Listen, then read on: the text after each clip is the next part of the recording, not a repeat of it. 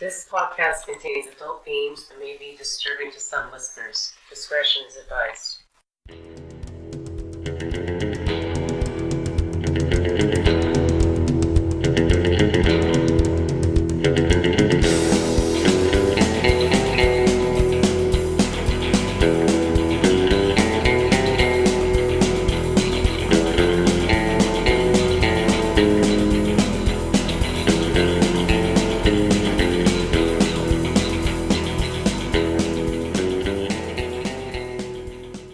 Welcome to Class A Felons, B Films, C Cups. We're your hostesses. I'm Paris. And I'm Desi. Today's episode is titled Carole Tregoff, Lover in the Bushes. On July 18, 1959, the last day of her life, 35-year-old Barbara Jean Finch played tennis, had some cocktails at her country club, then went to a steakhouse around 8 p.m. with some friends. Around 11:30 p.m., she returned to her home in West Covina, California, wearing a white dress and carrying a matching large white clutch. As she emerged from her car in the driveway of her home, a verbal altercation occurred. Within minutes, Barbara was shot in the back as she ran from the driveway towards some steps that led toward the residence of her in-laws, which was the next house just down the hill. At the time, she lived with her two young children, Patty and Ray Jr., and their au pair, Marie Ann. Her estranged husband, Bernie, had moved out 2 months earlier, but he was outside the home waiting for her as she arrived in the red Chrysler Bernie had made her trade him for her Cadillac. Inside the house, Patty and Marie Ann had just finished watching the Miss Universe pageant, televised live from nearby Long Beach, California. Ray had already fallen asleep, and Patty was getting ready for bed when she and Marie Ann heard her mother scream for help from outside. This sounds like a wonderful day. Beautiful evening until she got shot in the back. Yeah, she sounds like she was a very glamorous woman as well. Marie Ann ran to the open garage where suddenly a man, whom she later identified as Barbara's husband Bernie, slammed her head into the wall several times, rendering her unconscious. As she lay on the garage floor, Bernie went back to Barbara and bashed her head against the car. When Marie Ann came to, she could hear singer Connie Francis, dreamlike, on Barbara's car radio, crooning, "Everybody's somebody's fool." So appropriate. Bernie ordered her and Barbara at gunpoint into the still-running Chrysler, but Barbara tried to escape. She was running toward her in-laws' house, breaking one of her heels on the way, when Bernie shot her in the back, killing her. He then ran down the street, stole a car, drove to the next town, stole another car, and headed straight to Las Vegas. There, he would later meet up with his lover, Carole, at the apartment he was renting for her to keep her out of the way as he and Barbara went through divorce proceedings. Unbeknownst to anyone but the two of them, Carole had driven Bernie that night in her own car. At some point during the assaults, she ran and hid in some bushes bordering the property. Just before dawn, she left and also drove to Las Vegas, hoping to begin a new life with her newly widowed paramour, where he had abandoned her at the scene of his wife's murder.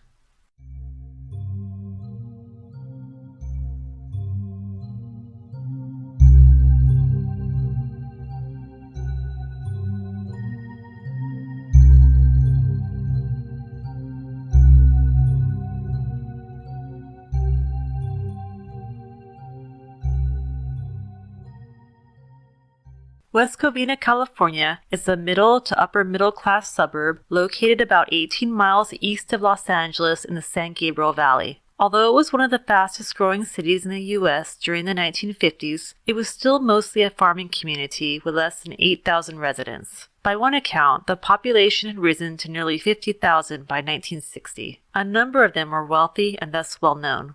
They made their homes in the upscale part of the city known as South Hills. Among the well-to-do was the Finch family. They had lived in the area since about 1908. By the mid-century, Raymond Bernard, a.k.a. Bernie Finch, born in 1917, was the somewhat spoiled eldest child and only son. With short wavy hair and brown eyes, he was known as a charmer and someone who always got his way. His father, Raymond, was an optometrist, owned land, and was part owner in West Covina's only jewelry store at the time, Finch's Jewelers, on Citrus Avenue in downtown Covina, next door to a small JCPenney's department store. Bernie's early ambition was to grow up to be the richest man in town, and he decided to become a surgeon to achieve this goal. He succeeded and soon opened up a private clinic. The murder of his wife wasn't Bernie's first scandal. In 1951, he'd been married to his high school sweetheart, Frances, when what became known locally as the wife-swapping incident took place. At the time, he, Frances, and their 3 children lived in Baldwin Park, a community adjacent to West Covina. Their next-door neighbors were Lyle and Barbara Jean Doherty and their daughter Patty. The 2 families were close. Bernie had even delivered Patty by C-section 3 years earlier. But 1951 was a year that led to the neighbors eventually marrying each other's spouses. Bernie and Barbara purchased a recently built house on a 1.58-acre lot. The Finch home sat on a hill, accessed by a steep driveway, next door to and just above Bernie's parents' home. Built in 1952, it was a large 4,000-square-foot, single-story, mid-century modern home with 6 bedrooms, 4 baths, a pool, and a detached 4-car garage. However, the house had what has been noted as an awkward and cold layout. It was reportedly designed by Dr. Bernie Finch himself, and accordingly had a bit of a clinical or hospital vibe. It was T-shaped, and to reach the front door from the guest parking area, you had to hike 50 feet up a concrete walkway. It was easier to go in through the garage door, which led to the back patio and pool area, and then enter the house through heavy sliding glass doors. It was situated in the prestigious South Hills area of West Covina, overlooking the South Hill Country Club. Bernie and Barbara were members of that club, and socialites as well, even mingling with Hollywood celebrities from time to time. Dr. Finch also rented 3 or 4 apartments across town. Apparently, these were love nests in which he could meet girlfriends with whom he had affairs while married to Barbara, beginning in 1953. When he began his affair with Carole Tregoff, sometime in 1957, he usually arranged for them to meet in an apartment he'd rented in the neighboring city of Monterey Park, under the names of Mr. and Mrs. George Evans. Carole Ann Tregoff, or Carole Papa, as she was officially called until her divorce was finalized midway through her trial, was 21 years old, had fair skin, brown eyes, and hair dyed red and arranged in the fairly short, curly style of the day. She was born on December 25, 1937. Considered extremely, even classically attractive, she was about 5'8" with very good posture. Growing up, she had enjoyed and done well at ice skating and swimming. She had taken piano lessons until she got bored and didn't want to practice anymore. She enjoyed clipping poems from magazines. She had once tried her hand at modeling, almost exclusively cheesecake shots in swimwear and negligees. As one blogger has put it, however, she had many faces. In some photos, she looked stunning, and others a bit dowdy and older looking than her age. Carole felt she had a difficult early childhood as an only child, mainly because of her mother Jeannie. She claimed to have not respected her, particularly after one night when she and Carole's first stepfather both came home, quote, sloppy drunk, and got into a violent argument. Carole said she hid for hours in a closet. This compulsion to run and hide mirrors the action she would take on the night of Barbara Finch's murder. When she was 8, her father Jimmy married her stepmother Gladys, and she finally felt happy living with them. She married her high school sweetheart James, aka Jimmy Papa, a construction worker and professional bodybuilder, in 1955, just after graduating from high school in Alhambra, California. Carole initially met the 17-year-old Jimmy at a party. A photo of that night shows Carole as a blonde. They next saw each other at a sports event at Woodrow Wilson High School, where, according to Carole, Jimmy was the big man on campus. Carole claimed she only married him because all their friends were getting married, and it seemed the thing to do. Strangely, or perhaps not in this story, Jimmy would soon sue Bernie for bungling an operation on his knee, far from the only time Bernie was sued, and he won a $10,000 settlement. Carole began working at the medical center owned by Bernie and his brother shortly after she married, when she was 19, and the following year she became Bernie's medical secretary at a starting salary of $275 a month. The year after that, in 1957, they began their affair. On their first date, Bernie took Carole to the Luau restaurant in Beverly Hills, where she drank 2 scorpions. Do you know if the Luau still exists? No, I don't know. I was going to ask you. It sounds very nice. So there's 2 scorpions, though. Yeah. Especially right now. Afterwards, they, quote, parked in the Hollywood Hills. When Carole arrived home at 4:15 in the morning, she refused to tell her understandably upset husband where she'd been. Right. I would have been. 4:15. It's like, honey, I have to be at work in an hour, but I'm gonna grab an hour's sleep and then go to work. I don't want to say where I've been, but I'll talk to you in an hour when I get up for work. So, but she and Bernie continued to date and spend time in their love nest apartment for the next year and a half. Bernie, meanwhile, took out a $25,000 life insurance policy on his wife, worth about $220,000 in today's money. So, has Jimmy sued Bernie for the $10,000? I don't think so. That was one point of confusion. I'm not quite sure when he sued him. All I know is it was after he and Carole were married. So in September of 1958, Barbara Finch telephoned Jimmy to inform him that his wife was dating her husband. She said she'd been aware of it for some time. When Carole arrived home that night, Jimmy slapped her. The next day, while he was at work, Carole took every single item from their house except for his clothes, the rugs, and the drapes, and filed for divorce. Barbara began her own divorce proceedings against Bernie. During this time, Bernie and Carole contended, Barbara hired detectives to follow them for evidence of adultery. Carole later contemptuously commented, I must say they were terrible detectives because they did not find out anything. When you consider the facts, it's laughable. This was before so-called no-fault divorces came into being. Husbands who were expected to support their wives in the 1950s, even after divorce to a large extent, were usually ordered to surrender the family home to their ex-wives and children. In the case of wealthy Bernie, he was also ordered to sign over temporary control of his medical practice to Barbara until the divorce was finalized. Bernie eventually rented yet another apartment in Las Vegas and sent Carole there, knowing that a nearby paramour would cost him financially in court, as adultery was often punished. In Vegas, while Carole waited for Bernie to end his marriage, she worked as a waitress at the Sands Hotel. Oh, man. So why did Barbara file for divorce with his affair? I mean, he was having affairs, but just... I think this is probably the first one that she knew about. Yeah, I think he was able to keep the former affairs hidden from her. Barbara Jean Finch was also described as a beautiful woman, 125 pounds, with short, dark hair and blue eyes. One photo of her shows an extremely trim and fit woman in a tennis outfit, looking radiant. Carole had met Barbara once when she came into the office to visit her husband. In 1961, Carole described her as attractive, cordial, and polite, but, quote, cold underneath it all. Of course, she was naturally biased. With the au pair as an eyewitness who was able to identify Bernie as Barbara's attacker, police tracked him to Carole's apartment in Nevada and arrested him the following morning.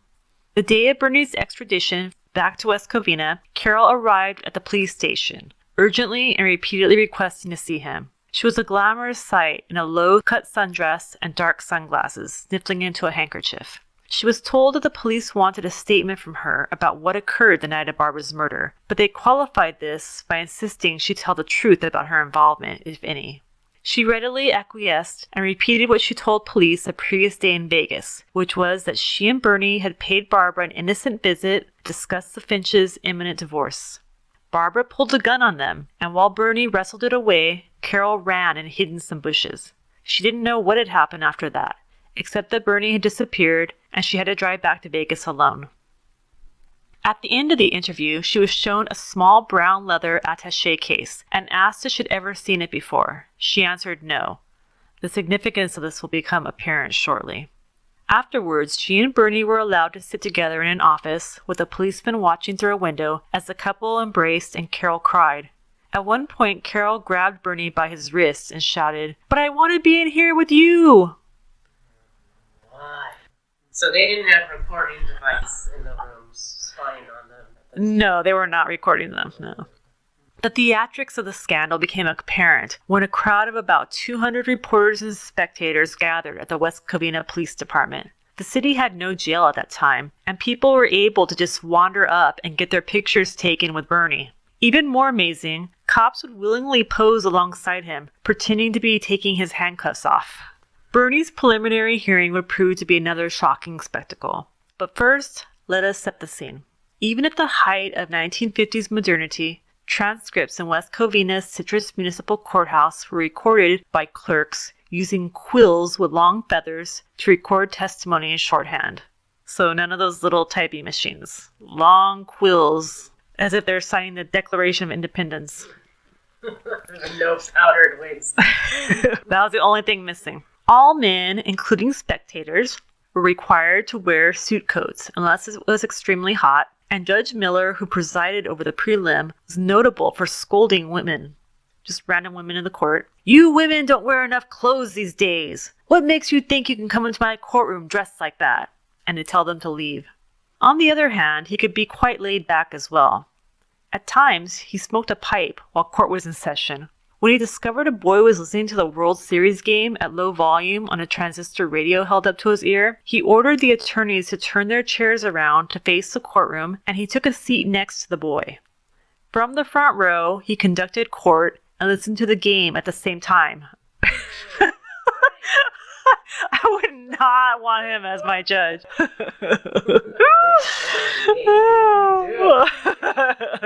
Bernie. Right? A few years later, Judge Miller would be convicted of taking bribes in traffic cases and would serve 18 months in the Chino Men's Prison, just 16 miles away from West Covina. It doesn't seem like he was a very good judge. Assistant District Attorney Fred Wichello tried the case. Throughout the trial and pre-trial hearings, he would always address Carole by her married name, even though she legally reverted to her maiden name, Tregoff, before the proceedings were over. But he would always emphasize the words Mrs. Papa and pause for a beat afterwards to drive home the point that she was still married to another man. On the first day of the prelim, the contents of the mysterious attaché case, hereafter to be called the murder kit by the prosecution, were revealed. It contained 2 2-foot pieces of rope, an 8-inch butcher knife, a 16-square-foot piece of plastic, a half-empty box of .38 caliber ammunition, a roll of bandages, a bottle of Seconal tablets, Seconal is a sedative, a vial of injectable Seconal, a syringe and needle, 2 sets of surgeon's gloves, several packets of powder, one opened, a flashlight, and an empty shaving kit bag. Fragments of the rubber gloves were found on the ground 26 feet from Barbara's body, and a torn finger from one of the gloves was found inside her car. Prosecutors found all of these items suspect, and they surmised that Bernie had come prepared to kill Barbara by whatever means necessary. Later, during Bernie and Carole's joint trial, the county coroner would be asked if these items were typically what a doctor might carry with him. He replied, "Well, some are. I suppose a butcher knife is unusual, and I have never carried .38 caliber ammunition around in my case." This caused some snickering in the courtroom, to which Bernie's attorney spun around and met with a glare. On cross-exam, he would try for his own laughs and attempt to discredit the so-called murder kit by holding up the ace bandage and sarcastically speculating, "One could wrap this bandage around the neck and strangle someone."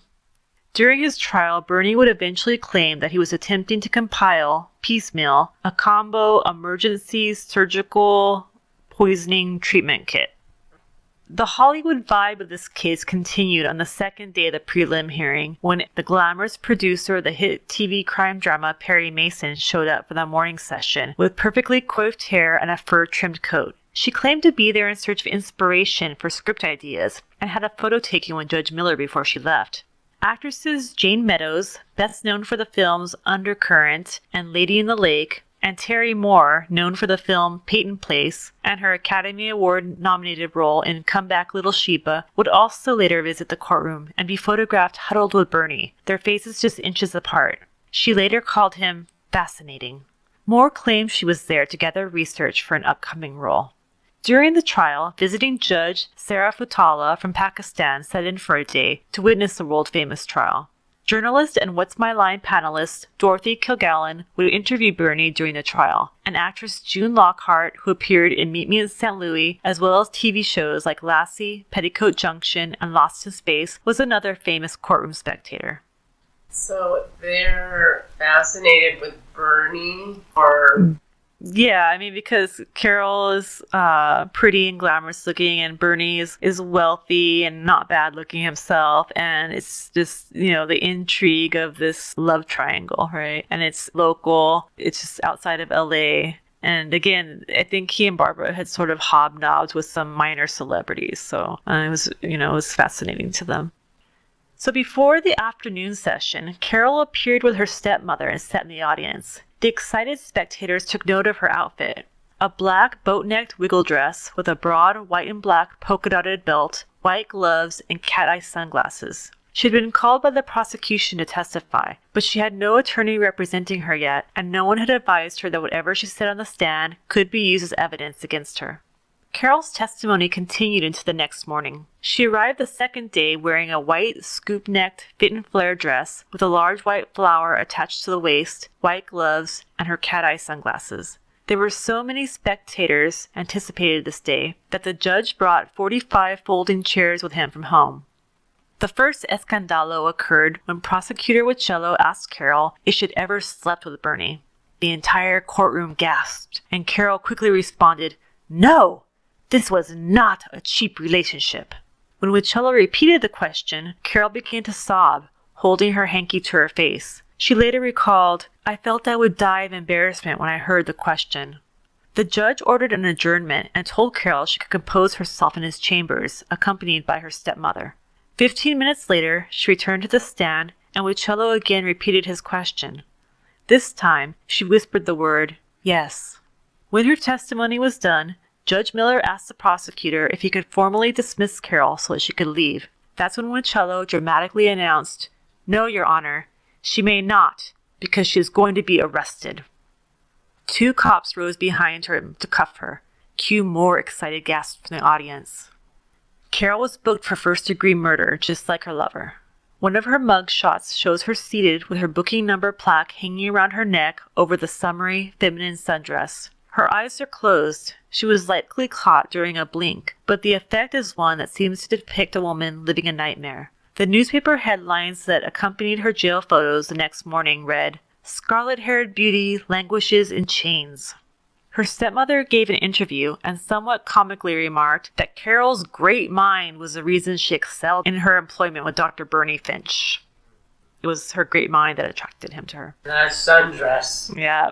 The famous Jerry Geisler, known as a lawyer to the stars, agreed to represent Carole in her trial. He had previously represented such notables as actors Charlie Chaplin and Robert Mitchum, and celebrity attorney Clarence Darrow, most famous for representing the teacher in the Scopes Monkey trial. However, Geisler became ill and assigned the case to another member of his firm, Robert Neeb, who had previously defended actor Errol Flynn and gangster Bugsy Siegel. During the first interview to the press that Carole gave, when a reporter asked her about her feelings for Dr. Finch, she sneered at him and said nothing. With astuteness, he followed up. "Does the sneer mean you no longer love him?" She replied, "I guess so." When he pressed her for a direct answer, she agreed that yes, she no longer loved him. That was fast. The morning of Carole's preliminary hearing, 300 members of the public showed up, hoping for a seat. Many of them were young adults, fascinated by the sudden infamy of a member of their own generation. Some were observed pushing, shoving, and elbowing older folks out of their way, a sign of the impending times. Some said they were just there to catch a glimpse of Carole in person. An 8 months pregnant woman named Doris commented, "I wanted to see if Carole Tregoff looked like her pictures in the paper. I just saw her go by. She's prettier." The Associated Press's Dial Torgerson would soon call her, quote, "one of the most attractive women ever tried for murder in Los Angeles." For her own prelim, Carole dressed more conservatively in a high-collared dress, and she ditched her signature sunglasses. She was indicted on a charge of first-degree murder. When it was announced in the courtroom, Carole sobbed loudly. Following the hearing, a grand jury was convened to determine the strength of the case against Carole, which was more circumstantial than Bernie's. They too indicted her for the same charges as Bernie, first-degree murder and conspiracy to commit murder. It was also determined that the 2 defendants would receive a joint trial, meaning they would be tried together at the same time. The judge granted the defense a change of venue. The trial will be moved from Pomona to downtown Los Angeles, about 30 miles west. The prosecution undertook the task of proving that Bernie had physically abused Barbara and that she had been afraid of him. Regarding the affair, the first time Wicello mentioned what he liked to call the couple's love nest, Bernie glared at him, and Carole white-knuckled the edge of the defense table. Throughout the trial, Carole wore the same outfit to court every day, a wide-collared plaid dress. She had gained about 10 pounds, and her hair was cut shorter and combed back into a French roll. Bernie's look was also monotonous. He wore a blue suit with the legs a bit too short and a narrow black tie every day. The arrest of Carole during Bernie's preliminary hearing proved to be a controversy that would haunt Wincello throughout most of the trial. Carole's attorneys felt that her right against self-incrimination had been violated. Although the judge refused to throw out the case, he did rule that her testimony that day could not be used. Carole was so ecstatic at this decision that she pulled Attorney Neeb toward her and gave him a deep kiss on the cheek, which was captured by courtroom photographers. Reminds me of Casey Anthony and her attorney. Oh, yeah. And this Attorney Neeb, he was very attractive, too. I mean, in my opinion, much more attractive than Casey Anthony's attorney. On January 7th, 1960, Bernie's 42nd birthday, the prosecution called Barbara's daughter, Patty, to the witness stand. She arrived at court that day, the only day she was present, with her father, Lyle. They smiled for the cameras. Patty was a pretty 12-year-old in white gloves and kitten heels that made her as tall as her father. She also carried a little purse. When her name was called in court, her composure broke, and she cried as her father escorted her to the stand. Prosecution co-counselor Clifford Carole attempted to put her at ease. He began with, "I want you to know, Miss Doherty, that you are among friends here. Many of the jury have children of their own, and I do. Why, even Mr. Cooper has a few of his own." Bernie's lawyer affirmed, "I have 5, counselor," and the courtroom laughed. Carole then continued, "Now tell us what your relationship to the deceased woman was." "You mean my mom?" Patty asked, unused to the legal jargon. Yes, Barbara Jean Finch," Carole affirmed. "She was my mother?" Patty responded, seeming to be confused at the obviousness of his question. Patty confirmed Marie Ann's version of events the night of the murder, and as she testified, Bernie slumped lower in his chair at the defense table, eventually ending up holding his head in both hands. Later in the trial, a bombshell witness appeared. James Cody, a.k.a. Jack or John Cody, a.k.a. John Laurie, took the stand. Cody, as I'll refer to him, was the self-professed liar, pimp, alcoholic, and con artist. He had recently been caught after escaping from prison in Minnesota. When back in custody, correction officers had found a photo of Carole in his wallet, among a stash of snapshots of known sex workers. Recognizing Carole's face from newspapers, they pressured Cody to talk about his connection to her. What he told them led to his witness testimony at the trial months later. Cody was short and slim, with very pale blue eyes and dark, pomaded, short, curly hair that almost looked marcelled. His skin was also very pale, with deep lines around his mouth. At times, his voice sounded high-pitched and squeaky. He looked like a 1930s movie gangster and claimed that he supported himself by his wits. The prosecution described him as a, quote, hard-drinking, fighting Irishman who'd had some brushes with authority in the past. He testified that he was introduced to Carole in Las Vegas by a mutual friend who told him Carole had a job for him. They met up downtown at Foxy's, a popular mid-century diner and deli with a red neon sign featuring a blinking blue fox that once sat at the corner of Las Vegas Boulevard and Sahara. This is a place I would have liked to have seen. And I heard that the food there was really good back in the day. While being served by waitresses in white blouses and black skirts, Carole asked Cody to kill Barbara Finch, according to his testimony. As he spoke, Carole held her hand over her face, obscuring it from the jury's view. She was looking down. Although Cody agreed to Carole's plan in exchange for $1,200, he claimed that he never intended to carry out his part of the bargain. "Then why did you agree to do it?" asked the prosecutor. "For the money," Cody answered, as if that should have been obvious. Carole gave him $330 up front. The following night, he told her he'd completed the job. Quote, "She was smiling. She was very happy. It was the first time I'd seen this girl happy. I asked her what about, and she said she was happy because it was taken care of." But by the following night, Cody's ruse was obvious, as Barbara was still alive. Bernie himself then contacted Cody and told him to do the job right. But he kept stalling, trying to con them out of more money, while offering assurances that he'd get to it any day now. Finally, Carole told him, "I made up my mind. If you don't do it, Dr. Finch will. And if he doesn't, I will." Bernie and Carole's defense was that he was lying about the hit, and what they really wanted Cody to help them with was obtaining blackmail material. They wanted Cody to pose as a gigolo and seduce Barbara, so that Dr. Finch could use it against her in their divorce hearing. Cody promised he would get dirt on Barbara, even if, quote, "I have to sleep with her myself." Bernie's attorney, Grant Cooper, asked Cody, "So would you say that you are a ladies' man?" that you have a way with the girls? Answer: I hope so. The prosecutor was so unimpressed with Cody's appearance and demeanor that he would later ask Bernie incredulously on the stand, "You actually think that this two-bit hoodlum could actually pick up your wife and actually have sexual relations with her?" He really did look somewhat like a weasel if you look up pictures of him. Barbara and Bernie's au pair, Marie Ann, testified that 2 months before Barbara's death, she appeared at breakfast one morning with a deep cut over her eye. Barbara confided in Marie Ann that Bernie had struck her, which caused her to fall against the corner of a nightstand.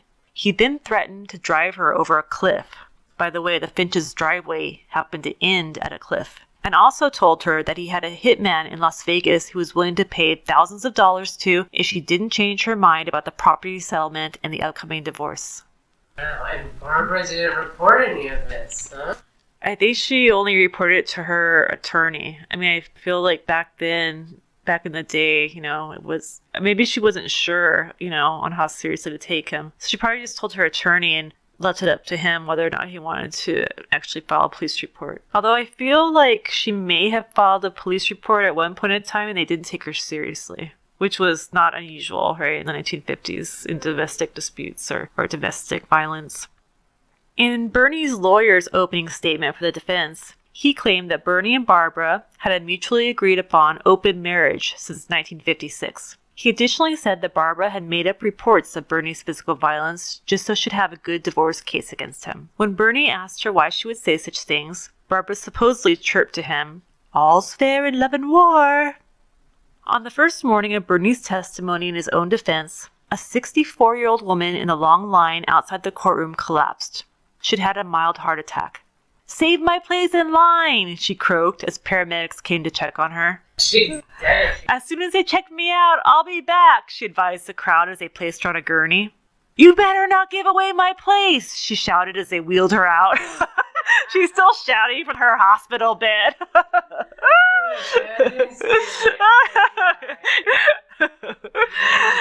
But she died doing what she loved, standing in line at the courthouse.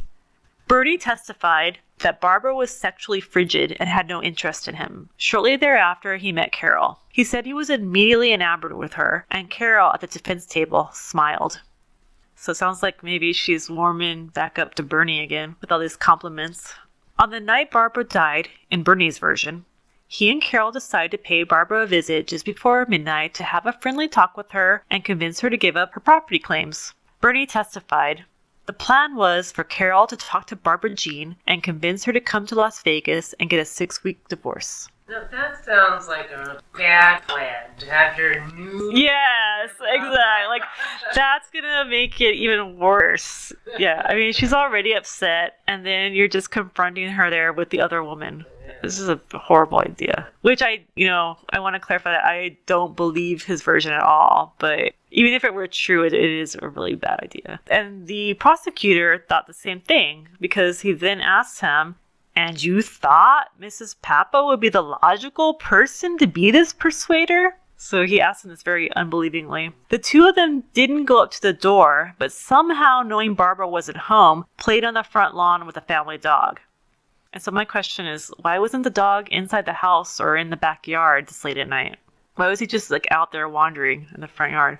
Unless Bernie wanted to claim that he went to the backyard or something to get the dog, but his kids in the house and the nanny, none of them ever saw him, right, or heard him or anything. So I don't believe that.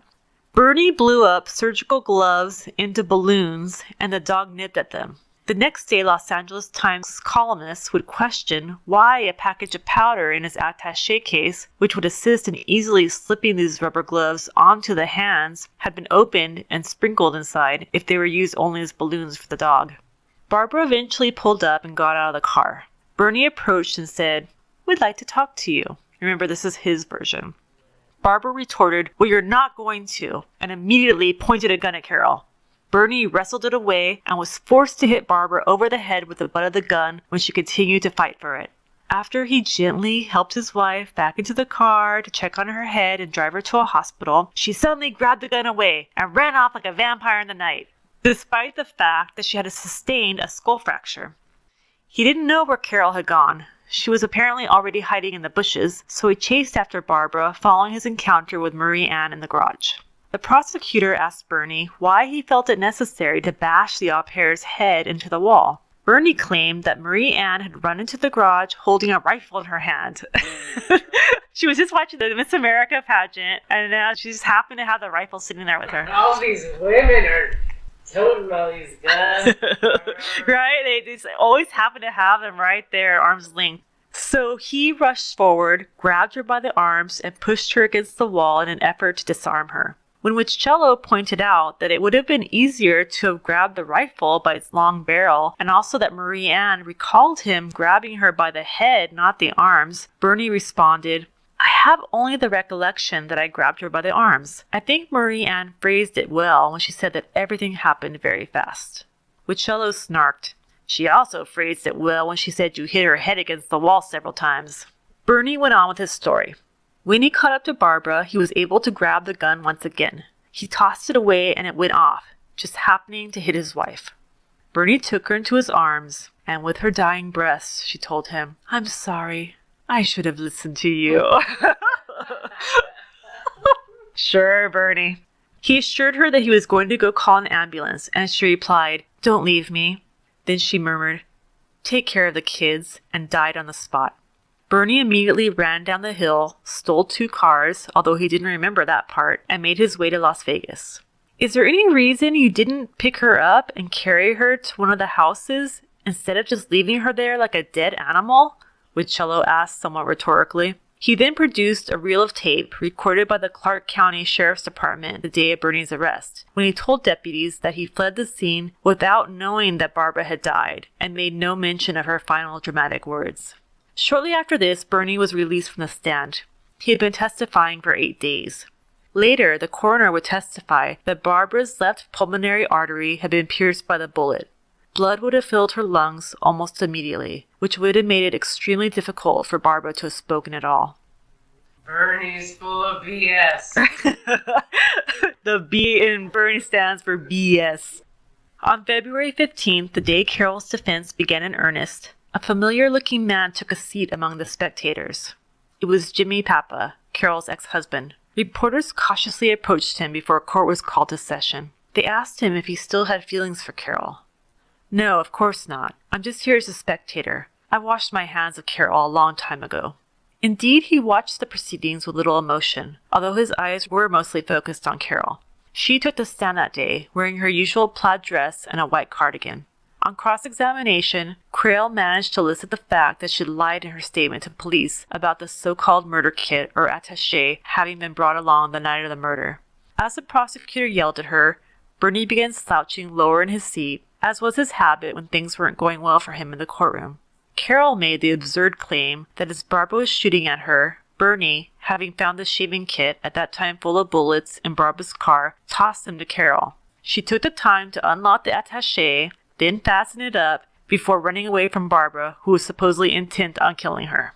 Even worse for Carole, she'd made no mention of these details, including the existence of the attaché, to the police during their initial questioning of her, or of playing with the dog, until after finding out that rubber gloves had been at the scene.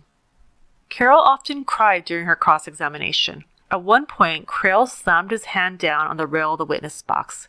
Bernie's attorney, Cooper, objected. "He's upsetting the witness by pounding on things, Your Honor." Judge Evans calmly, almost wearily, reprimanded Carole. "You may not pound on things, Mr. Carole." The attorney did, however, manage to point out that when police arrived at the Finch residence that night, Carole remained in her hiding spot instead of seeking help.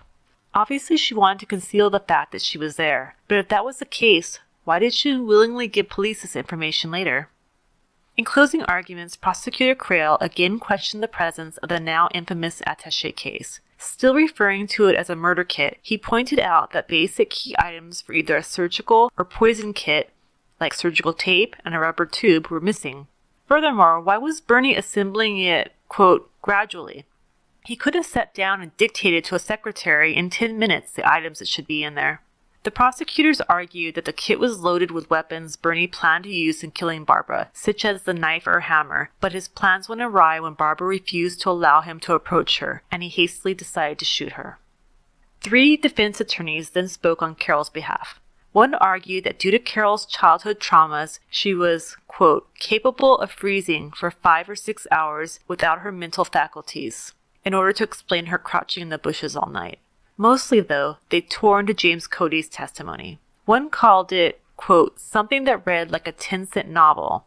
In other words, cheap Pulp Fiction. Another said sarcastically that he should be complimented for succeeding in his occupation as a professional liar. And the third declared, rather violently and incoherently, I have met Cody before. Yes, I have seen him. I have seen him in the jungles of New Guinea, in a jungle swamp. He was a malaria-bearing mosquito, and I should have slapped him when I had the chance. Bernie's lawyers then took over the podium to complain to the jurors that, quote, some of you give your full attention to the prosecution when it is talking, and that you sort of stare out into space when any of the defense lawyers speak, scolding them not once, but twice for this. Cooper portrayed Barbara as a money grubber, concerned only with bleeding Bernie dry. He said in part, generally with most women, when it gets down to getting a divorce, it is important to the women that they get their just desserts in dollars and cents. Husbands always, you will find, complain that they don't make as much as they used to, and wives will always say that their husbands threaten to kill them. Always say that. In his final summation, Wichello called Carole a, quote, latter-day Lady Macbeth, which prompted more tears from her, and poked fun at his own witness, James Cody, albeit with a different motivation than the defense. He mocked the very notion that Cody would be able to seduce Barbara. Quote, can you imagine Cody at the Los Angeles Tennis Club? What's he gonna do? Walk up to Mrs. Finch and say, hiya, babe? Wichello also asked why, if the defense thought Cody was such a poor witness for the prosecution, they could have possibly thought he would make a good witness in a divorce case. Good point. Finally, Wichello took the jurors back to the night of the murder, when Carole and Bernie had driven to the Finch house in her car from Las Vegas. Quote, why would one drive 600 miles round trip in the middle of the night to settle a divorce case, bringing one's mistress along to talk about it in the garage? But it sounds like a great time for an ambush and to kill her. A dandy time, in fact. He called Bernie's description of Barbara's death a soap opera and derided his performance on the stand as, quote, less than the worst Class B movie. He reminded the jury that Barbara had been shot in the back and thus couldn't know it was accidental, as Bernie claimed she had acknowledged. You know what he was missing in that murder kit was a burglar ski mask.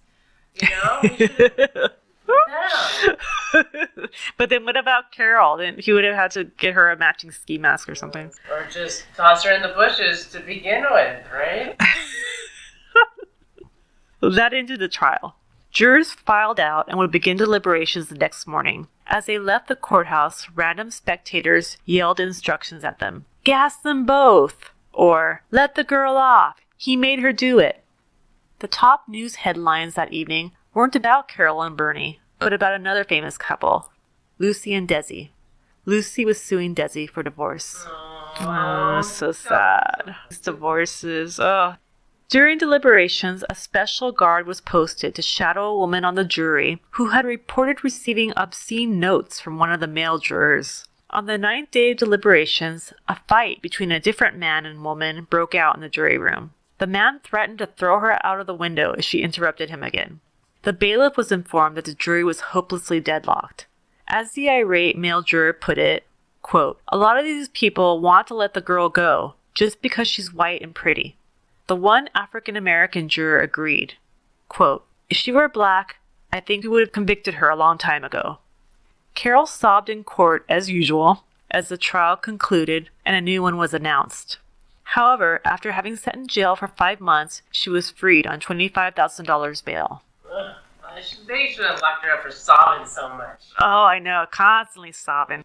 The new trial commenced on June 27th, 1960. Carole looked thin and tan.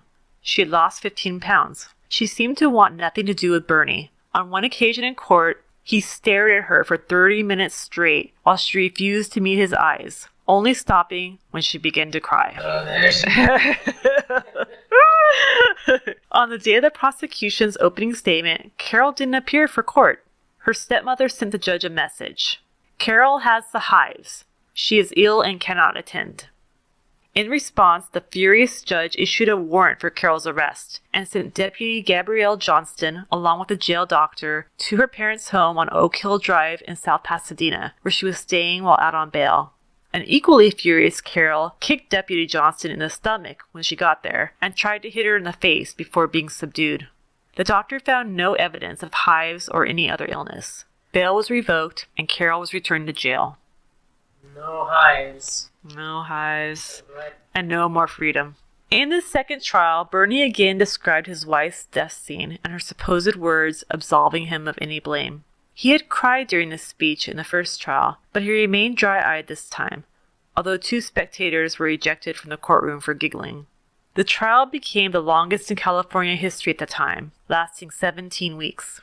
Amazingly, this jury also deadlocked on delivering a verdict, although, even more amazingly, the judge himself didn't hold back. Now, this was a different judge than the one from the first trial. He began rambling.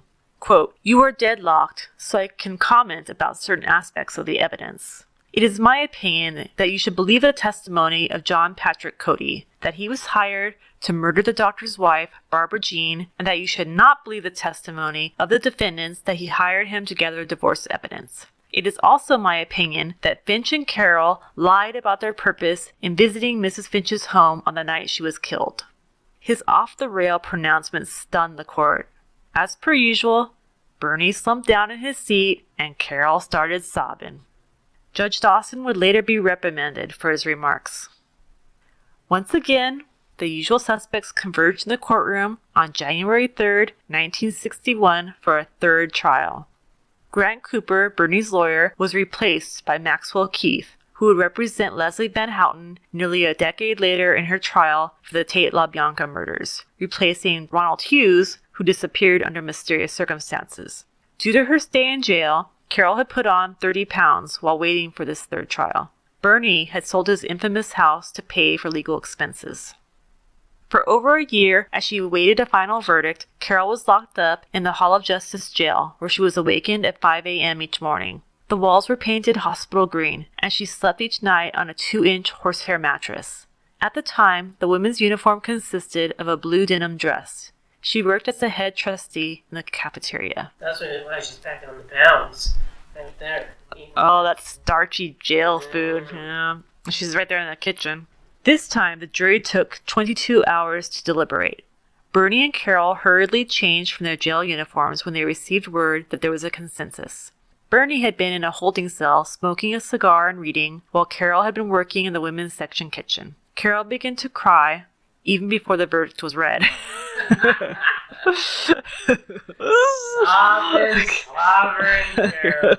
The jury found Bernie guilty of first-degree murder, Carole of second-degree murder, and both guilty of conspiracy to commit murder. Carole began to dry heave at this point, and even Bernie was crying. They both knew that the conspiracy count alone could bring the death penalty. As Carole was escorted out of the courtroom, Bernie stood and pulled her toward him. He embraced her and stroked her hair. Bystanders heard him say, "I love you, Carole. I'm sorry." Her head was buried in his shoulder, but when he spoke, she jerked up and pushed him away with her forearm. The love affair was officially over. Both Carole and Bernie were sentenced to life imprisonment with the possibility of parole. Upon hearing this, Carole exclaimed to her attorney, "No, no, no! I'll be an old woman when I get out." She was wrong, and alas, despite all their shared troubles, Carole and Bernie did not end up together. Carole received early parole and was out of prison in 1969 at age 32, 9 years after her conviction. Walking out of prison, her hair had returned to its natural brown color, and she was thinner. Bernie was paroled in 1971 at age 53 after serving 10 years in the Chino, California Institution for Men, where the judge in his preliminary hearing had also served time. He was disciplined during his second year of prison for keeping a photo of Carole in a bikini in his cell. Otherwise, he was a model prisoner. By 1974, Bernie had regained his medical license and was practicing again in a Missouri clinic. He also married that year for a third time to a woman in her late 40s named Betty, a psychiatric social worker from California that he met while incarcerated. He eventually returned to California to be a doctor in Palm Springs, living in a white stucco mansion until his death in 1995. How would you have gone to see Dr. Bernie? No, because of all of those malpractice suits that he was receiving while he was living in West Covina. If I had known about them, no, I would not have trusted him. Jimmy Papa, Carole's ex-husband, used his settlement money from Bernie to buy the Gigolo Cocktail Lounge on Colorado Boulevard in Pasadena. Once, when an underage young woman came in, he kicked her out, but made sure to get her phone number. They later married. He visited Carole in prison at one point and told her they were expecting. Carole advised him to tell his wife to get an abortion. After her release, she worked in the records department at Covina Intercommunity Hospital and eventually became a supervisor. As of 2018, Carole remains in the West Covina, California area, although she legally changed her name and lives anonymously. She even still gets her hair did at a small salon on Roland. That concludes today's Blast into the Past. If you've enjoyed our show, please pop over to iTunes and rate us. Thank you for listening, and we'll be back soon with more vintage storytelling.